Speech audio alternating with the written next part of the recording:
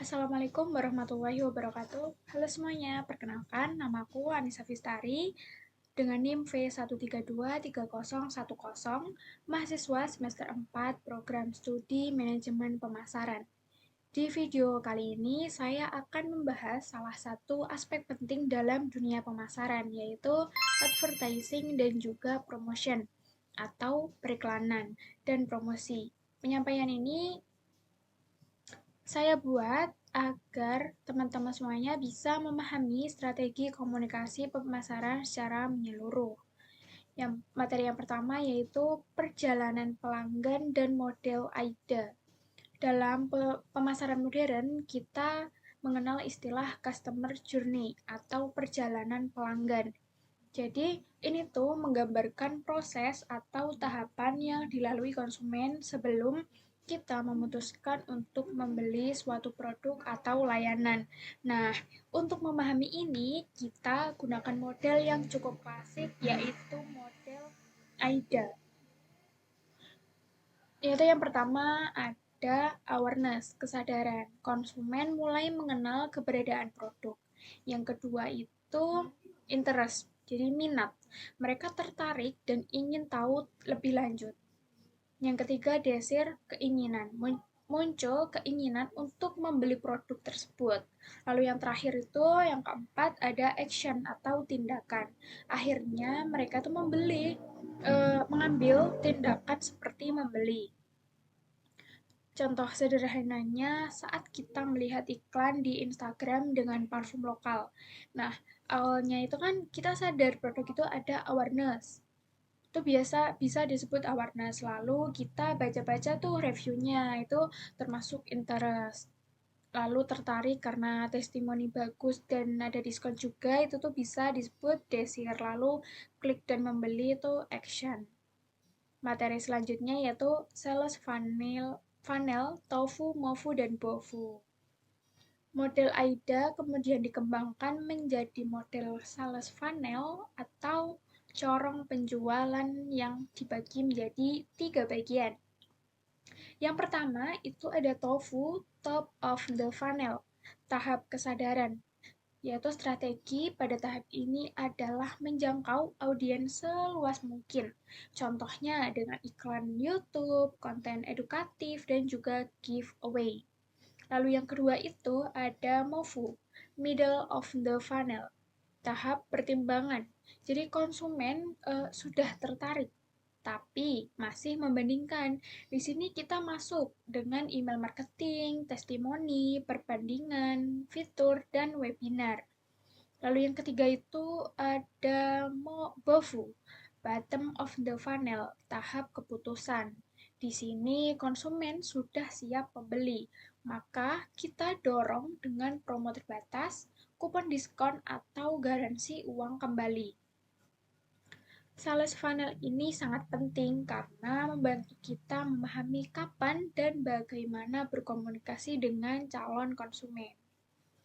Lalu materi selanjutnya yaitu model, atribusi, dan titik sentuh. Berbeda dari AIDA dan sales funnel yang lebih linier.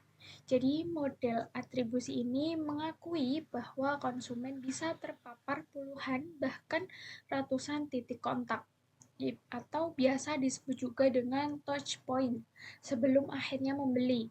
Bisa dari iklan TV, postingan media sosial, review dari teman, atau email promo.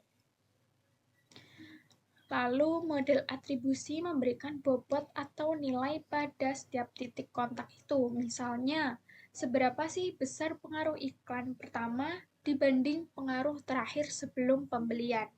Jadi, ini tuh sangat berguna dalam merancang strategi pemasaran. Efisiensi karena kita bisa mengalokasikan anggaran ke saluran yang lebih berpengaruh. Lalu, materi selanjutnya yaitu rencana IMC atau biasa disebut dengan Integrated Marketing Communication. IMC sendiri adalah pendekatan strategi untuk menyatukan semua elemen komunikasi pemasaran menjadi satu pesan yang konsisten. Jadi rencana IMC ini biasanya meliputi Yang pertama, riset pemasaran itu memahami pelanggan, produk, dan juga pasar.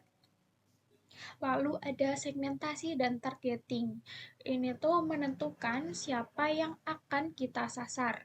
Kemudian strategi pesan, pesan apa yang ingin kita sampaikan. Lalu selanjutnya strategi media. Jadi media mana yang akan kita gunakan. Kemudian tujuan IMC adalah tujuan komunikasi yang spesifik. Kemudian pengukuran kinerja adalah evaluasi hasil kampanye. Dengan pendekatan ini, semua komunikasi dari brand, baik iklan, promosi, PR, atau digital akan terdengar seragam dan memperkuat citra brand. Kemudian, materi selanjutnya adalah komunikasi dan relationship marketing. Jadi, komunikasi pemasaran itu biasa dibagi menjadi dua, yaitu yang pertama, Customer Care Communication, membangun hubungan. Yang kedua, Sales Oriented Communication, fokus pada penjualan. Idealnya keduanya digabung. Misalnya nih, kita kirim email ucapan ulang tahun disertai voucher spesial. Jadi itu akan membangun hubungan sekaligus mendorong penjualan. Sementara itu, relationship marketing bertujuan menciptakan pelanggan yang loyal, bukan hanya beli sekali, tapi berkali-kali, dan ini dilakukan dengan mengelompokkan pelanggan, memberikan penawaran yang relevan, dan juga menjaga komunikasi dua arah. Materi selanjutnya yaitu retensi dan loyalitas pelanggan. Mengapa sih penting menjaga pelanggan lama? Yaitu karena biaya mempertahankan pelanggan lama itu lebih murah dibanding mencari yang baru. Untuk itu, kita perlu strategi retensi. Yang pertama itu ada klasifikasi pelanggan seperti aktif, pasif, atau dorman. Yang kedua itu analisis segmen, yang mana yang layak dipertahankan. Lalu yang ketiga, program streaming. Jadi konten dan penawaran berbeda untuk setiap segmennya. Lalu yang keempat itu ada perencanaan komunikasi.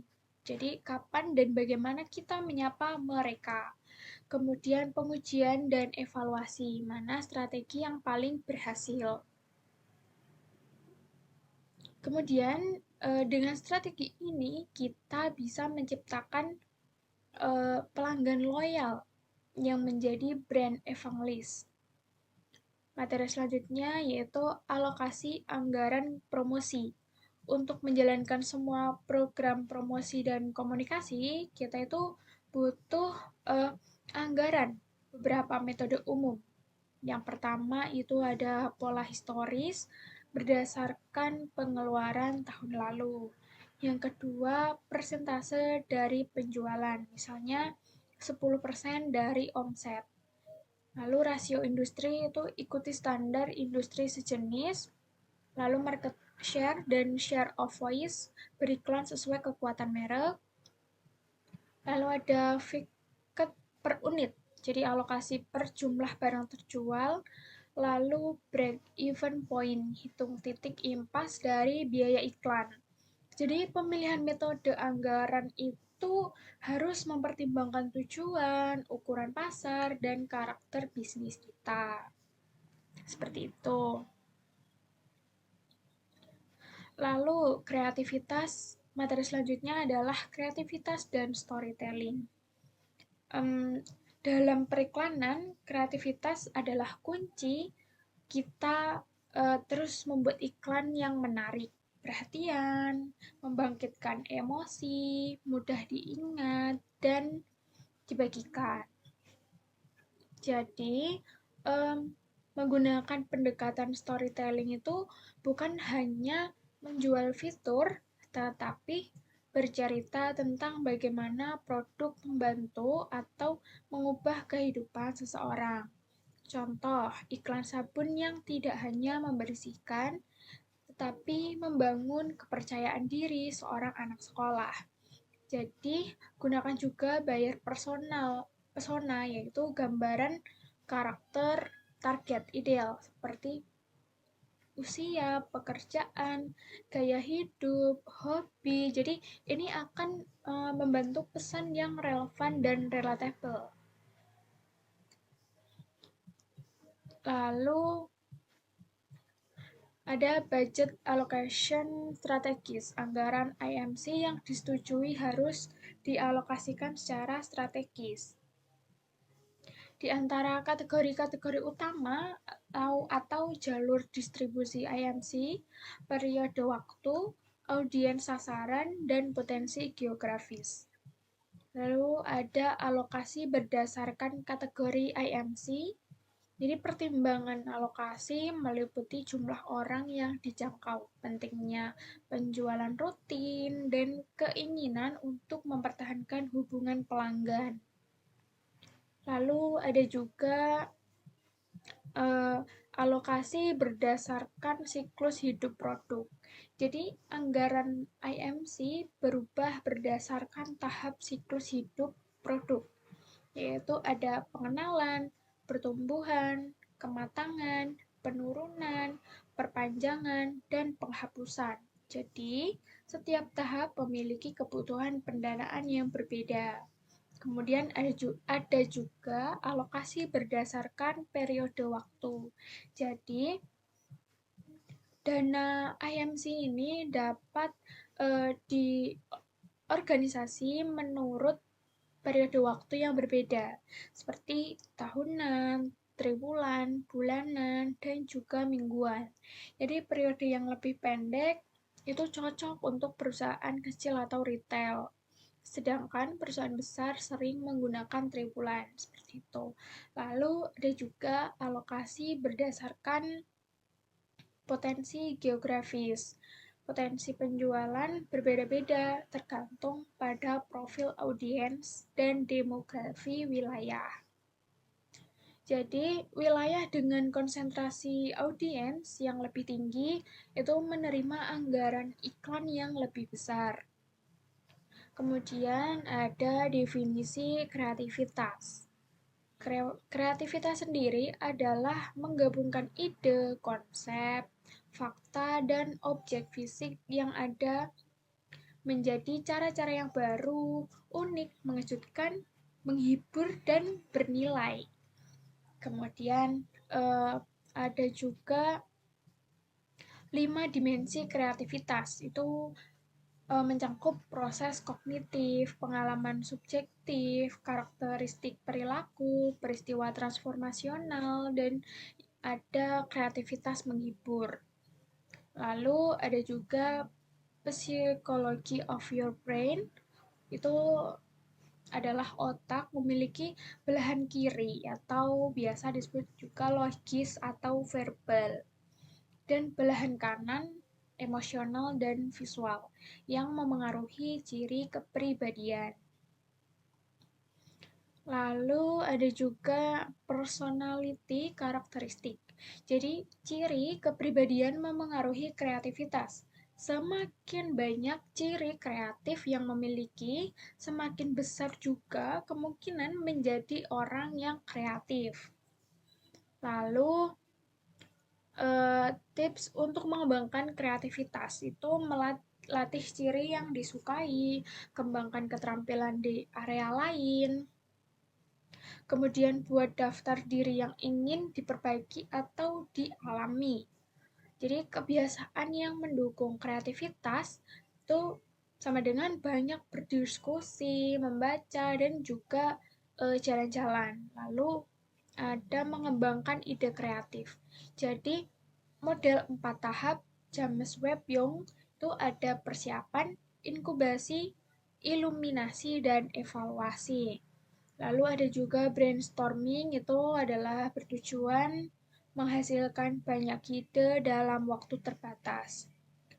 Aturan utamanya adalah bebaskan ide, jangan hakimi, dan fokus pada kualitas. Lalu ada juga buyer personas. Ini adalah narasi tentang seseorang yang paling mungkin membeli merek, mencakup demografi, karakteristik kepribadian, dan variabel perilaku. Kemudian ada brand brief, itu adalah dokumen singkat yang memberikan informasi relevan dari rencana pemasaran kepada tim kreatif. Jadi yang perlu kita ingat yang pertama, mengapa kita perlu membuat user persona, yaitu untuk membangun empati dengan target pelanggan dan menghindari generalisasi berlebihan. Yang kedua, bagaimana cara untuk membuat user persona, yaitu yang pertama menentukan audiens target, yang kedua riset pelanggan atau ID dan etnografi, yang ketiga membuat user persona dengan informasi umum, cerita kepribadian, kebutuhan pelanggan, nilai inti, kepribadian dan perilaku, interaksi dengan merek. Lalu yang ketiga itu kerangka storytelling. Jadi strategi kreatif adalah kerangka konseptual untuk pesan merek yang berkelanjutan di berbagai saluran IMC. Jadi elemennya meliputi gaya komunikasi, metode ekspresi, dan interpretasi fleksibel. Jadi itu saja yang bisa saya sampaikan. Semoga materi yang saya sampaikan bisa dipahami dan sampai jumpa di video selanjutnya. Terima kasih.